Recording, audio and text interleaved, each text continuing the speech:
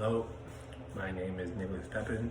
The date is 5/20/20, class Monday through Wednesday, 11:10 a.m.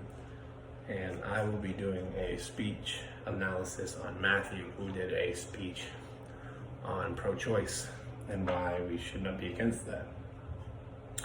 First introduction, gave him a 12 out of 13. I did that because it flowed really well. It was very informative. He explained propaganda before he went into diving and talking about it with a certain topic.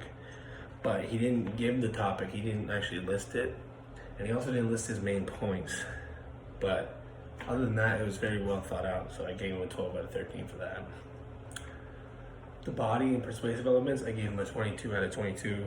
The speaker addressed all three, ethos, pathos, and logos.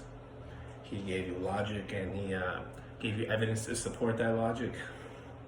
And then he also gave you a story about his sister, which will help you better emotionally connect with him. So to get that ethos. So I gave him a 22 out of 22 for that one.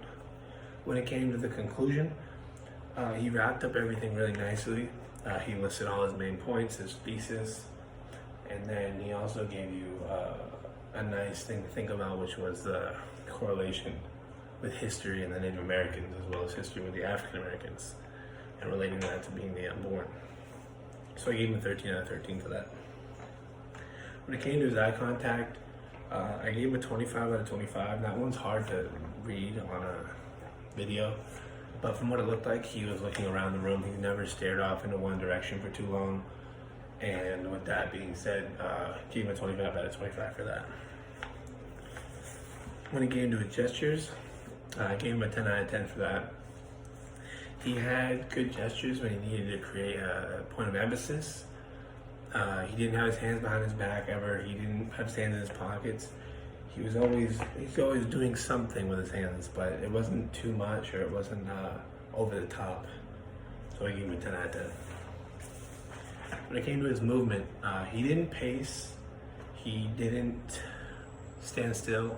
He moved when he needed to, and he moved when he wanted to create a point of emphasis. And so it really was a way to draw you in. And so he gave him a 10 out of 10 for that. He didn't rock or sway. His feet weren't planted. So it was really good source of movement there. When it came to his voice, he had a very clear and loud voice. You could hear him and you could understand him very well.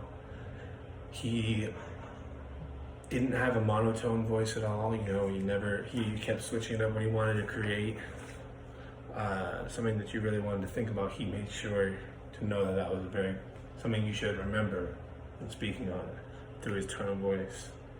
He had great energy throughout the speech, and you could really almost feel his personal attachment to that topic.